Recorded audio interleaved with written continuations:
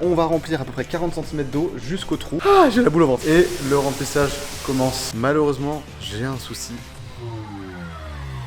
Salut les amis, j'espère que vous allez bien. Aujourd'hui, on avance, on attaque le remplissage du 14 000. On va remplir à peu près 40 cm d'eau jusqu'au trou, en fait jusqu'au niveau des parties de changement d'eau, n'importe quoi, de filtration, où l'eau va pouvoir s'écouler. Pourquoi on va faire ça? C'est tout simplement pour me rassurer sur l'efficacité des joints. Vous vous souvenez, quand on a posé les vitres du 14 000, la plus grosse peur que j'avais, c'était est-ce que les joints, le silicone est adapté?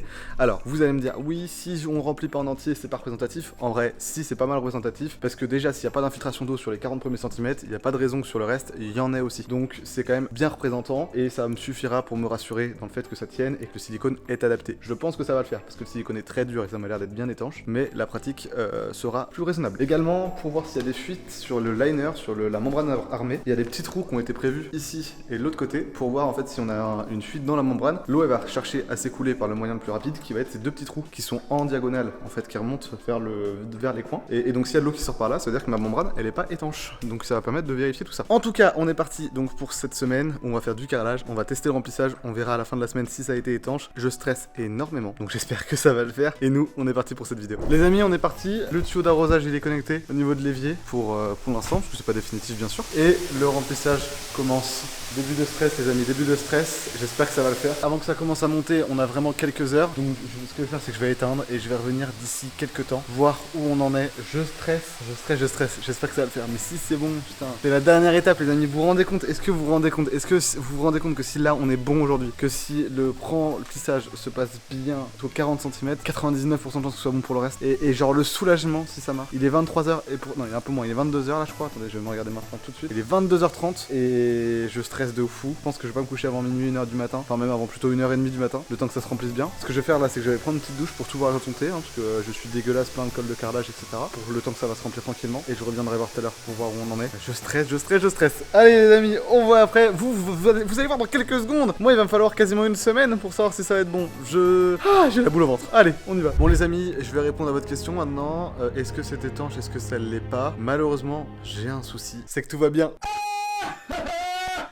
Bon, je reprends à l'iPhone, j'ai plus de batterie. Déjà, le premier truc, c'est que le rendu est absolument magnifique. Je vais vous montrer au niveau d'eau où on en est pour l'instant. Alors, pour l'instant, on a arrêté au niveau des passeparois, ce qui fait qu'on a à peu près 30 cm d'eau. Regardez-moi la couleur de l'eau, c'est magnifique. La couleur du fond, c'est juste magnifique. Bon les amis, je viens de passer ma soirée. Il est bientôt minuit, j'ai emballé les derniers colis qui doivent partir demain. Merci à tous. Alors, franchement, je vais vous montrer rapidement ce que vous allez voir.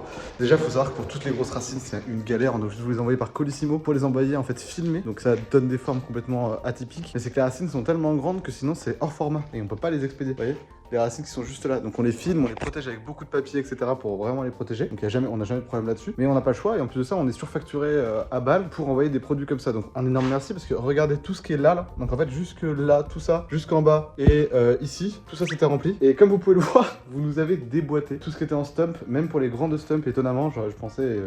franchement qu'on allait avoir plus de mal à les faire partir parce que habituellement c'est vrai qu'elles sont plus compliquées à faire partir vu qu'elles sont quand même plus chères. Bref, vous nous avez explosé et je vais même avoir un énorme problème pour pas vous mytho. C'est que là actuellement en petite taille, genre racine jusqu'à 80 €, en stump, il m'en reste littéralement je crois 7-8. Donc dès que je vais les mettre en ligne, je suppose que ça va être parti.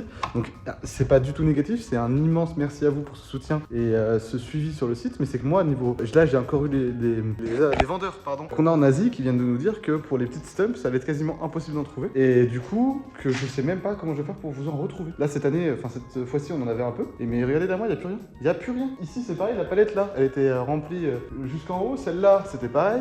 Et les seuls qui nous restent, bon ça se comprend parce que c'est des énormes pièces, c'est tout ce qu'il y a là, qui sont les grosses racines qui sont sur le site disponibles en sélection photo Stump Food XXXL. Qui là ont un transporteur spécialisé avec géaudition, ça part en palette. Vous êtes des fous furieux les amis. Il nous reste évidemment toutes les spiders, tous les trucs comme ça encore aujourd'hui. Je vous remercie 1000 fois. Bref, c'était un petit aparté parce que j'étais en train de réaliser que vous êtes des malades. Je m'attendais pas à ça. Et du coup, je suis même pris de court. C'est-à-dire que les pierres de lave, c'est pareil, on était en rupture. J'ai dû en recommander d'urgence, que j'avais carrément mal estimé les stocks. Enfin bref, vraiment, vous nous avez dévalisé. Bref, moi je vais aller me coucher. Et demain, je rattaque tout ça à fond les ballons, comme on dit.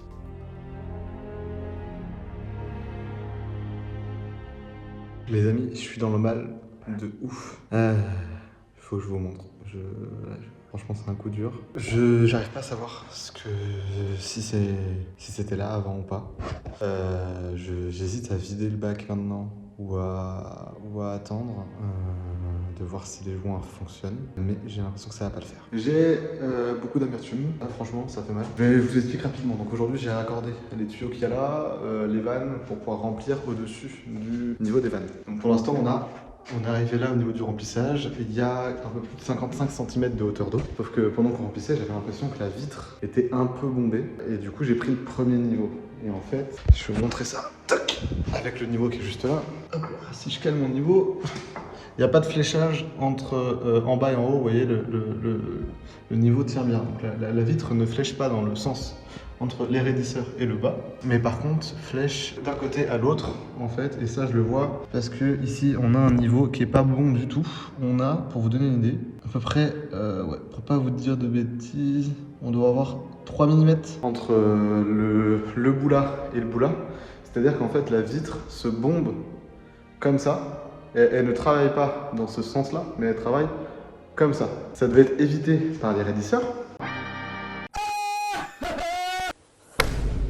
J'ai eu espoir que ce soit que quand c'était à la pause, en fait, on ait bougé, mais j'y crois pas. Franchement, j'y crois pas. Parce que je vois pas comment on aurait fait ça.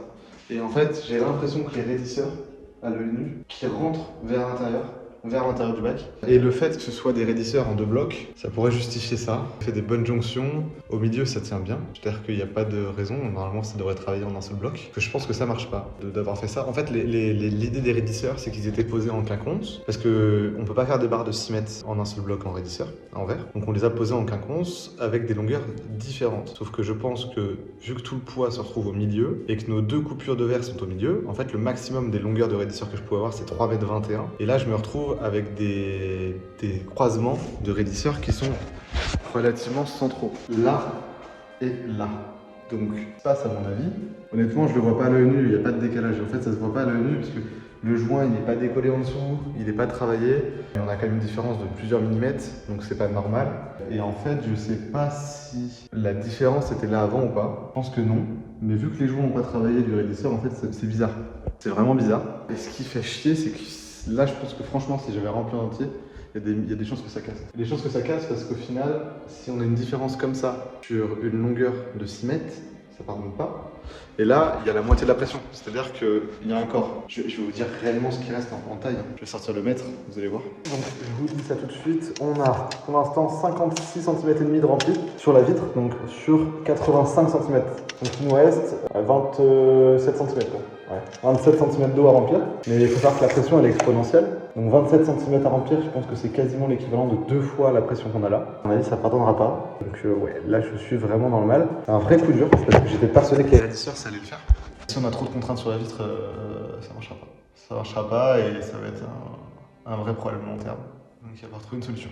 C'est pas possible, ça va pas le faire. Je vais vider le bac. Parce que je veux pas laisser en contrainte l'aquarium dans l'immédiat. Je pense que ce serait une belle connerie de laisser en contrainte l'aquarium avec une telle flexion de la vitre. Mais par contre, j'ai pas l'impression que les joints... En fait, j'hésite à attendre au moins demain, voir si les joints c'est bon. J'ai l'impression que c'est bon. Honnêtement, j'ai aucune fuite nulle part. J'avais l'impression qu'il y en avait une pendant que je disais ça, mais non. Bon, les amis, pour du coup, ça fait depuis quelques heures que je tourne en rond. J'ai vidé le bac. Donc, on avait 1 cm à 57 cm de hauteur d'eau. On avait 1 cm de niveau qui était foiré.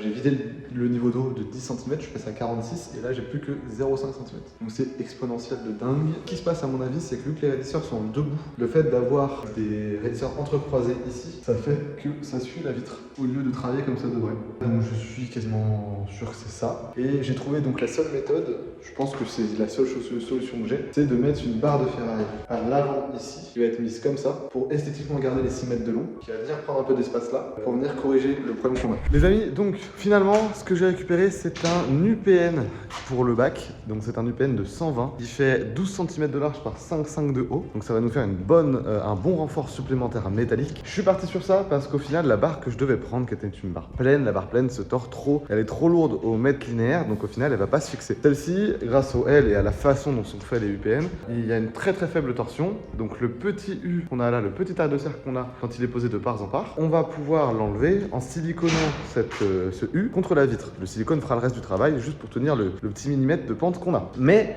par contre, le problème qu'on a avec ça, c'est donc que du coup, esthétiquement, ce sera pas le top. Et en plus de ça, c'est de la ferraille, donc la ferraille, il faut la traiter. Donc je viens de récupérer une peinture anti-rouille. Et là, je suis en train de le passer à l'acétone pour le nettoyer entièrement et ensuite pouvoir le peindre. Je le prépare, les coupes sont bien propres. Je les ai fait couper là-bas à la scie à ruban pour avoir des bonnes découpes propres, donc elles sont top. Et puis voilà, tout simplement. Bon, j'ai une bonne nouvelle. Tout à l'heure, je vous disais juste avant que le silicone allait tenir et effectivement et permettre à la poutre de ne pas faire un U. Et en fait, sur 6 mètres de portée, vous voyez, de là à là-bas, donc elles sont prises à peu près sur les bords, donc ça va être à peu près comme quand ça va être sur le bassin. Ben, on a très peu de cambrage. Ma poutre ici, elle est raide, elle est contre droite, et on a juste une petite pente d'1 millimètre. Donc au final, elle fait un petit U d'1 millimètre. Autant dire que ça va être complètement négligeable et qu'avec le silicone, ce sera parfait. Donc c'est une excellente nouvelle. Donc c'est-à-dire que déjà la poutre en elle-même, elle tient son propre poids. Et en plus de ça, donc vu que la vitre va être posée vraiment dans ce sens-là, donc la vitre va être là, sur la partie résistante de l'UPN, vous voyez, de là à là, la poutre va vraiment pas pouvoir se déformer. Donc à mon avis, ça bougera pas. Je pense que le bac va pas bouger d'un pet.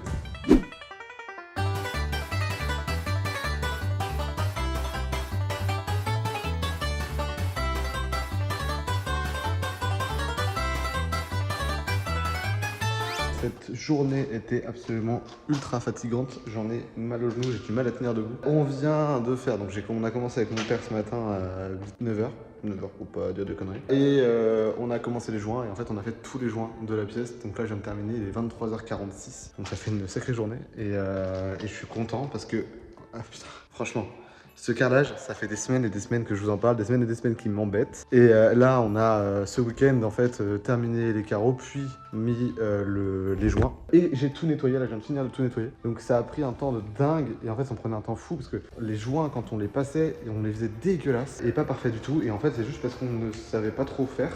Donc forcément, on s'y prend un peu mal, on optimise mal notre temps. Ce qui fait qu'on a passé, j'ai passé toute une journée entière de nettoyage pour en arriver là. Donc bon, déjà au moins c'est fait. Et dès demain lundi, j'attaque un petit peu les plaintes, enfin un petit peu non, je vais attaquer les plaintes. Donc je vais découper dans des carreaux entiers en fait des plaintes qui vont être un peu plus hautes que des plaintes normales. On va faire d'au moins 10 cm pour en cas d'éclaboussure, etc. Quand il y a de l'eau qui tombe par terre, enfin voilà, diminuer un petit peu les traces d'eau. Et donc ça j'attaquerai tranquillement demain, donc il y a toutes les découpes à faire. Surtout que les découpes, il faut que je les fasse à la disqueuse parce que nos carlettes, vous savez ce qui permet de découper les carreaux, on n'arrive pas à le faire parce que ces carreaux là sont un petit peu ils sont un peu rugueux et du coup ça se découpe mal. Enfin je pense que notre matériel n'est pas forcément trop adapté, donc voilà, bref, moi je vous laisse là pour ce soir. Je vais aller prendre une bonne douche parce que putain, avec la coupe et tout, oh là là. Et puis j'ai mal aux genoux et je vous en parlais pas, avoir les genoux là sur les carreaux comme ça tout le temps, toute la journée, c'était fatigant. Mais bon bref, allez, nous on se retrouve demain. Regardez les gars, toute la journée là, en fait à faire les joints de carrelage, j'ai plus de poils sur le genou.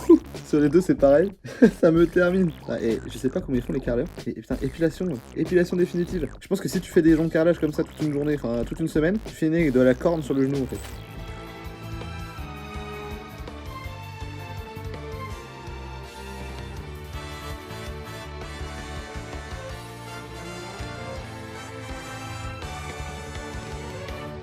Les amis, il est exactement minuit 49, on est le lendemain. Je viens de découper toute la journée, toute la fin de journée, toutes les plaintes, vous voyez, qu'il y a ici. J'ai juste pas fait les endroits où il y a des coupes. Et j'ai posé quasiment tout. Bon, vu qu'il est 1h du mat, je m'arrête là. Enfin, franchement, je commence à en avoir marre. Il me reste en fait juste cette partie-là, voilà, devant le bassin. Mais sinon, tout le reste des plaintes, c'est posé. Alors, il restera ensuite, bien sûr, les joints, nettoyer les joints, finaliser tout ça.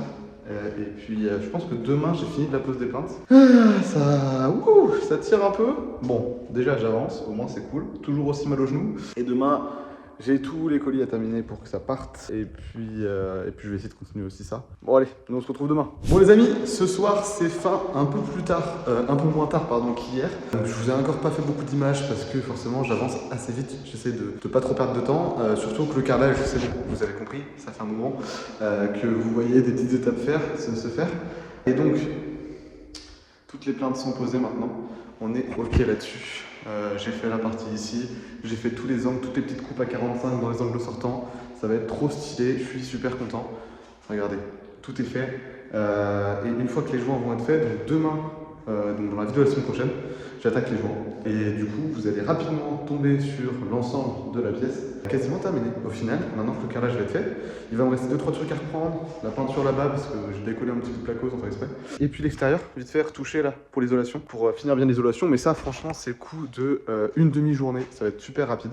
Là, la grosse étape, c'est encore finir les joints. Et voilà. Donc cette semaine, on a appris que le bac ne tient pas, j'en rigole aujourd'hui, mais j'ai franchement le seum.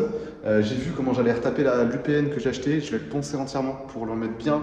On va reboucher chaque bout de part en part de l'UPN pour en fait le fixer là et là, sans avoir d'équerre à mettre, et ce sera plus propre esthétiquement parce qu'en fait en soudant et en reponçant on aura vraiment un UPN fermé de chaque côté, donc pour l'habillage ça va être super propre. Bref, voilà. Du coup, et puis avec l'UPN c'est sûr que le bac va pas centrer, je vois pas dans quel monde. L'UPN va travailler un petit peu, on risque d'avoir un cintrage quand même léger, un cintrage de quelques millimètres ou voire peut-être même 1 cm sur les 6 mètres de long, mais il faut savoir que le verre peut travailler énormément. Et il n'y a pas de risque si on a un petit cintrage d'1 centimètre. Là, je pense que si on avait à 56 cm de haut, il y allait avoir 85 cm sur la vitre. À 56 cm, on avait à peu près 1 cm sur la longueur. Donc je pense que si j'avais rempli entièrement, j'aurais pu avoir 1 cm 5, 2 cm et ça ne l'aurait pas fait. Je pense que ça aurait été une connerie.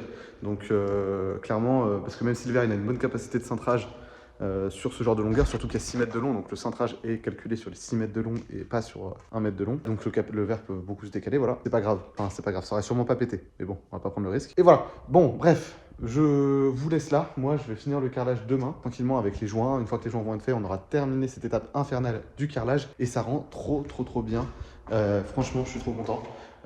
Je vais passer un coup d'acide chlorhydrique au sol pour nettoyer le sol, enlever les taches qu'il y a quand j'aurai fini les joints des plaintes. Et puis ensuite, après, j'attaque l'aménagement. Donc, semaine prochaine, les amis, je vous spoil tout de suite, on va voir la mise en place de la filtration. Donc, ça va être une étape giga importante, mais j'ai trop hâte. Franchement, je suis hype de ouf, parce que cette étape d'installation de filtration, elle est juste primordiale et juste importante de ouf. Donc, j'ai hâte de pouvoir vous la montrer. Et également, il va falloir, la semaine prochaine, que je fasse tout le châssis pour préparer à poser l'UPN. Donc moi, l'UPN, je le prépare cette semaine, je commence à l'attaquer. Enfin, la semaine prochaine, enfin, oui, dans la vidéo de la semaine prochaine, je commencerai à l'attaquer et à le préparer. Bon, bref, je vous remercie d'avoir regardé cette vidéo. Nous, on se retrouvera samedi prochain pour une autre vidéo. J'espère que cette semaine vous aura plu et on se retrouve pour la semaine prochaine. À la semaine prochaine, à samedi prochain, les amis. Ciao.